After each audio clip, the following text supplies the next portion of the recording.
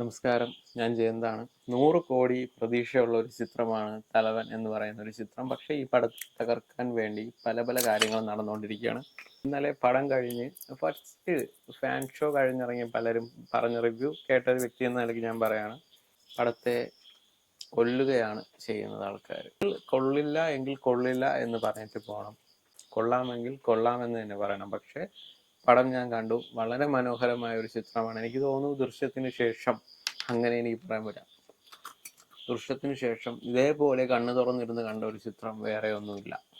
ഈ പടത്തെ പറ്റി കണ്ടിറങ്ങി വന്ന് പറഞ്ഞവര് കൊള്ളാം, ഫസ്റ്റ് ഹാഫ് അങ്ങ് തട്ടിമുട്ടിയൊക്കെ പോയി, എന്തിനാണ് ഇങ്ങനെ ചെയ്യുന്നത്?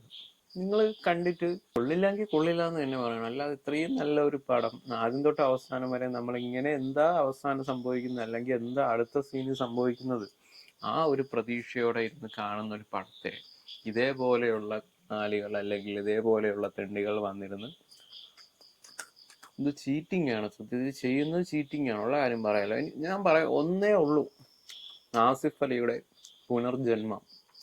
ആസിഫ് അലിക്ക് മലയാള സിനിമയ്ക്ക് കൊടുത്ത ഒരു പുനർജന്മം തലവൻ എന്ന് പറയുന്ന ഒരു സിനിമ. ബിജു മേനോനും ആസിഫ് അലിയും ഒപ്പത്തിനൊപ്പം നിന്ന് ഒരു മാസ്സായിട്ടുള്ള ഒരു പരിപാടിയാണ് കാഴ്ചവെച്ചേക്കുന്നത്.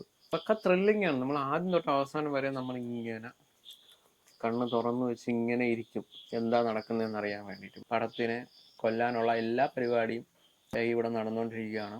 പിന്നെ എടുത്തു പറയേണ്ടത് നമ്മുടെ ദീപക് ദേവിന്റെ മ്യൂസിക്. അതൊരു രക്ഷയില്ല എന്ന് പറഞ്ഞാൽ ഒരു രക്ഷയില്ല. കാര്യം പല സീനും നമുക്കങ്ങ് പിടിച്ചിരുത്തുന്ന ഈ BGM ആണ്. നമുക്ക് ആ സ്ക്രീൻ, ഈ ഒരു വീഡിയോ അല്ല, നമുക്ക് ആ ഒരു സീൻ മാത്രം നമുക്ക് കണ്ടാൽ ഒരു ഇതും തോന്നില്ല. പക്ഷെ അതിന്റെ ആ ബാക്ക്ഗ്രൗണ്ട് കൂടെ നമ്മളങ്ങ് മുഴുകി പോവുകയാണ്, അതിന് ഉള്ളിലങ്ങ് മുഴുകി പോവുകയാണ്. കാര്യം പുള്ളിക്ക് ഒന്നാമത്തെ ഒരു അഭ്യർത്ഥന എന്ന് വേണമെങ്കിൽ കൂട്ടിക്കോ, പുള്ളിക്ക് എന്തെങ്കിലുമൊക്കെ അവസരങ്ങൾ കൊടുക്കണം. ഇതേപോലെ ഒരു നല്ലൊരു കലാകാരനാണ്, അറിയാലോ. പണ്ട് തൊട്ടേ മികച്ച പല ചിത്രങ്ങളിൽ ഇപ്പോഴും നമ്മൾ റിപ്പീറ്റ് കേൾക്കുന്നതും നമ്മുടെ മനസ്സിലുള്ളതുമായിട്ടുള്ള പല പല ബീജങ്ങളും ഉണ്ടാക്കിയ ഒരു വ്യക്തിയാണ്. പക്ഷെ പുള്ളിനെ ഇപ്പോൾ ഒഴിവാക്കി നിർത്തുന്ന പോലെ ഫീൽ ചെയ്യുന്നു. പുള്ളിക്ക് എന്തെങ്കിലും അവസരം കൊടുക്കണം, എൻ്റെ ഒരു അഭ്യർത്ഥനയാണ്. കാര്യം ഒരു കഴിവുള്ള ഒരു വ്യക്തിയാണ്.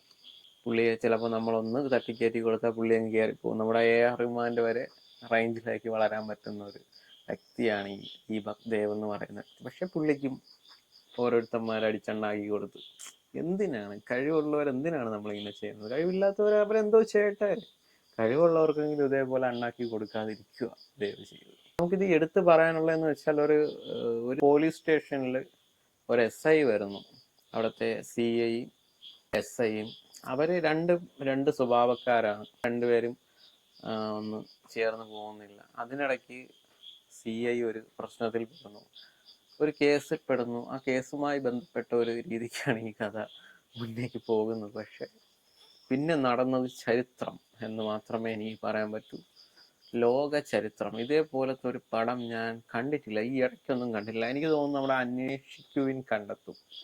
ഈ പടത്തിന് ശേഷം നമ്മൾ ത്രില്ലടിച്ചിരുന്നു പോയ ഒരു പടം, നമ്മുടെ ടോവിനോയുടെ പടത്തിനെ കാട്ടിയൊക്കെ ഒരു 2-3 പടി മുന്നിലേക്ക് എടുത്തു വെക്കാൻ പറ്റുന്ന രീതിക്കുള്ള ഒരു നല്ല ചിത്രമാണ് ഇത്. എല്ലാവരും പോയി ഇത് തിയേറ്ററിൽ തന്നെ കാണാം. OTTയിൽ കാണാൻ എന്ന് പറഞ്ഞിരിക്കുന്ന തെണ്ടികളെ, നിങ്ങൾ OTTയിൽ കണ്ടിട്ട് നിങ്ങൾക്ക് കാര്യമില്ല. നിങ്ങൾ ഒരു നല്ല ഒരു ആസ്വാദകൻ ആണ്, അല്ലെങ്കിൽ ഒരു പടത്തെ ഇഷ്ടപ്പെടുന്നുവെങ്കിൽ നിങ്ങൾ സത്യത്തിൽ ഈ പടത്തിനെയൊക്കെയാണ് നമ്മൾ തിയേറ്ററിൽ പോയി നമ്മൾ പൈസ കൊടുത്ത്, ഇപ്പോൾ ഒരു 100 അല്ല, 150 അല്ല, 200 കൊടുത്താലും നമുക്ക് മുതലാണ്. അല്ലാതെ ഓരോരോ കോമാളി പടങ്ങൾ എടുത്ത് വെച്ച് മനുഷ്യരെ പറ്റിക്കുന്നതിനെക്കാട്ടി ഇതേപോലുള്ള പടങ്ങൾക്ക് നമുക്ക് 100 അല്ല, നമുക്ക് 150, 200 വരെ കൊടുക്കാൻ നമുക്ക് തോന്നും കണ്ടിറങ്ങുമ്പോഴത്തേക്ക്. ഈ ഇടയ്ക്ക് പ്രേമല്ലു എന്ന് പറഞ്ഞൊരു പടം ഇറങ്ങി. എന്തിനു കൊള്ളാം? പലരും ഇങ്ങോട്ട് എൻ്റെ അടുത്ത് പറഞ്ഞതാണ് 7-8 തവണയൊക്കെ പോയി. എന്തൊന്നുണ്ടാകാൻ ഓരോരുത്തരെ ഇഷ്ടം. പക്ഷെ ഇതേപോലെയൊക്കെയുള്ള പടങ്ങളെ നശിപ്പിക്കുന്ന നിങ്ങളെയൊക്കെ പ്രത്യേകിച്ചൊന്നും പറയാനില്ല. നന്നായി കൂടെടോ, നന്നായി കൂടെ. ഓക്കെ.